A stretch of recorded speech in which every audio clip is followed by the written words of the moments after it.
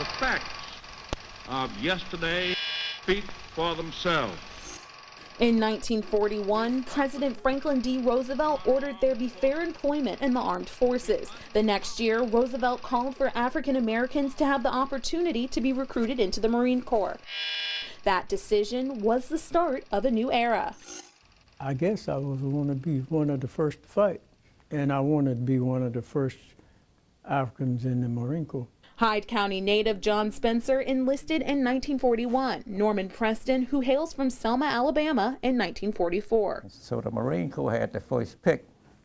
So they picked up my folder, you know, and they looked through that and said, that's me, we'll take him. And that began the history. In the 1940s, despite the presidential order, African American Marines were still segregated. The only boot camp for black Marines was at Montford Point, a facility aboard Camp Lejeune right here in Jacksonville. And in them days, Camp Lejeune was just a name.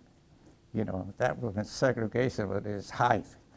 His blacks, we wasn't even allowed on main side Camp Lejeune. Preston and Spencer are two of the oldest Montford Point Marines still living in the Jacksonville area. Preston, who is 93 years old, served as military police.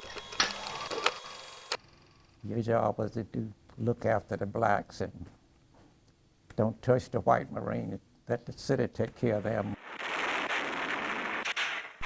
87-year-old Spencer, on the other hand, worked with ammunition and completed combat tours during World War II and in countries like Korea, Saipan, and Guadalcanal. He says the training may have been separate, but in battle, all Marines fought as one. Bullets don't have this, to whom it may concern. They don't care about race, creed, and religion.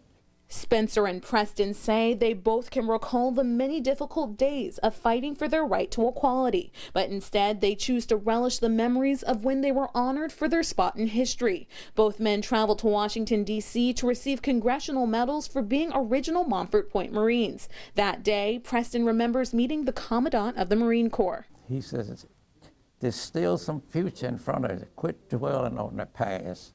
He says, I'm not responsible to you all for the past, but I'm responsible for what you're going to get now. It was just recognizing the fact that you did a job and came through something that didn't nobody ever think that you would be a success in.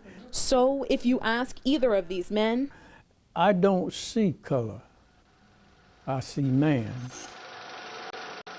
even though they had to train separate from the other groups of Marines. The only thing that they tell you when they give you that anchor and globe, you are now a United States Marine. They were honored to have served their country and have paved the way so younger generations of Marines could do the same. Reporting aboard Camp Johnson, Jessica Albert, News Channel 12.